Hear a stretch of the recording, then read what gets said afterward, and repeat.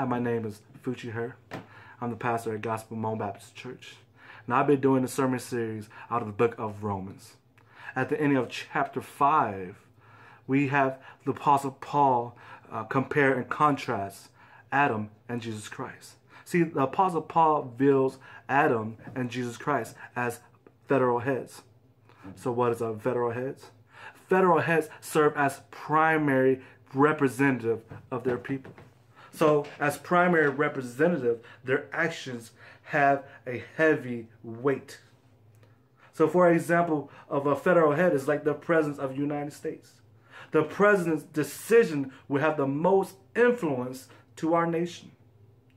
So we are going to examine how Adam and Jesus Christ impacts humanity's fate as federal heads.